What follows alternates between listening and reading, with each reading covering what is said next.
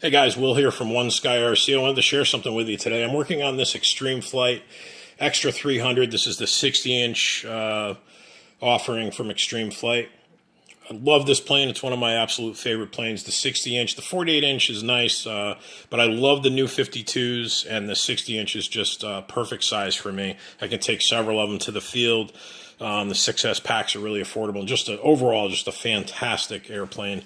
I really don't think in a wood ARF, I don't think it gets any better than this. Absolutely outstanding. But what I wanted to share with you today is how I install the landing gear cuffs. You got a carbon fiber landing gear here. This is pretty much standard fare from an Extreme Flight or 3D Hobby Shop ARF. And I don't like to use CA or epoxy or anything and just really mount that firmly to the side of the fuselage. I only put adhesive on the gear. I put a dab of Zap Goo from Frank Tano Enterprises. I'm sure a lot of you are familiar with the Zap brand of adhesives. Outstanding product. I also use some masking tape. I'll show you what I use that for, and then a little clamp to hold that in place. So what I do is I take a small piece of painter's mask, test fit, dry fit the cuff up to the fuselage. If it doesn't seat properly, you probably have it on the wrong side or upside down or something like that. But you'll notice on most of these, you got this arched, the top of it is arched. That goes up, and then you can see this little curve here. So just dry fit it, make sure you're happy with it. And then once I'm dry fitting it, while I'm dry fitting it, I take a piece of masking tape and lay it right under the bottom of the cuff where it meets the fuselage, where it meets the... Once it meets the fuselage, I'm happy with the fit. I put a piece of masking tape right here, and that's just exactly what you probably guess it's for, just to protect the gear from some of the adhesive. Okay, so once that's done, pull the cuff back down and let it sit down here near the pant somewhere.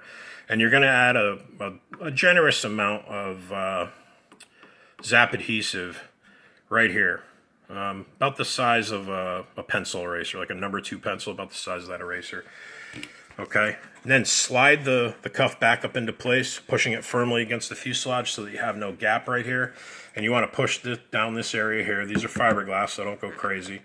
They're really sturdy, but just so you don't damage it. So, and then work it back and forth a couple of times. It should slide easily back and forth over the masking tape, and that's where the masking tape comes in and helps prevent you from getting any adhesive on the gear. If you do get any adhesive on the gear, if you pull it down too far and get some adhesive on the gear with the Zap Goo, don't panic, just wipe it off. Whatever doesn't wipe off now will come off once it's dry. So get it up into place, get it firmly against the fuselage. You should have a nice tight seal here, and then right about here in this where the fuselage changes angles there, you'll have a gap. That's okay, that's normal. You'll never see it with the wing on. But once you apply your adhesive, push the cuff up against the fuselage where you like it, and you close the gap up. You're going to take this clamp, like it or something similar.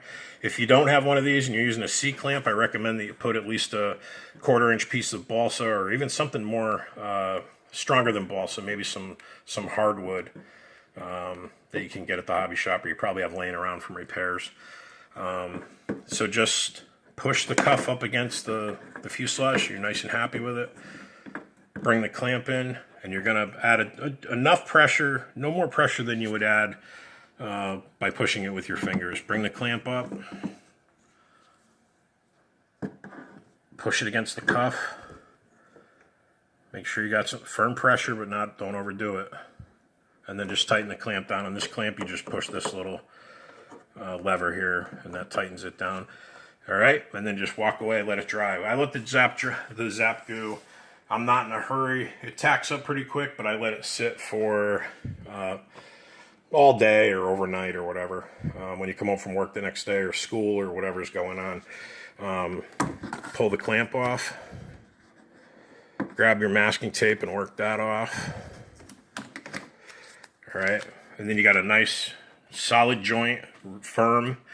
But if you have a rough landing gear, or a rough landing, I'm sorry, you're not all glued up in here, ripping covering off and all that. This kind of floats there and gives it a little bit of resiliency to a tough landing. It'll stand up better to a rough landing. The gear will flex, so that works for me.